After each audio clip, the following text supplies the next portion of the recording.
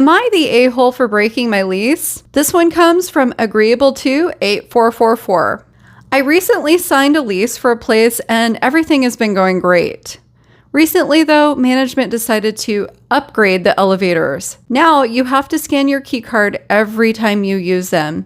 And here's the kicker, you're limited to 3 rides a day. If you go over them, there's a warning issue for excessive elevator use and you can be fined. Seriously? This is a high rise. And here's the thing, I came into some money recently. I had a sports bet that was paid out well, and I decided to buy my own place. I figured, why stick around with all these restrictions? So I gave notice, and now my roommates and management are flipping out. They're saying it's selfish and irresponsible, especially because this is last minute. But I don't see why I should stick around to deal with all of these ridiculous rules. 3 elevator rides a day? No thanks. I get why it's probably a hassle for them, finding a new roommate and dealing with a vacancy. But this elevator stuff is absolutely absurd.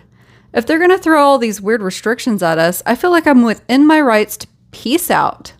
I'd rather deal with all the cost of breaking my lease than put up with all of this nonsense. But yeah, everyone's acting like I'm the bad guy. So am I the a-hole for deciding to break my lease and move out after they pulled this elevator limit nonsense?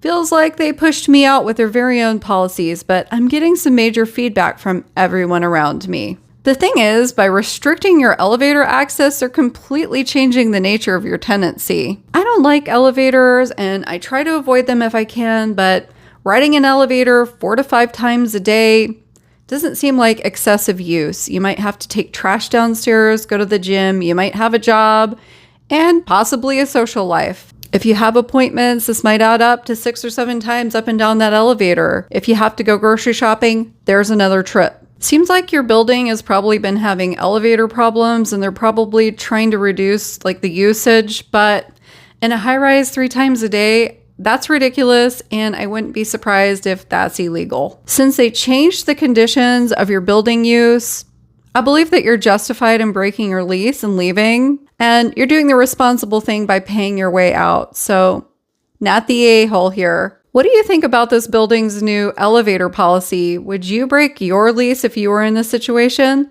Drop me a comment. Thanks everyone for watching today.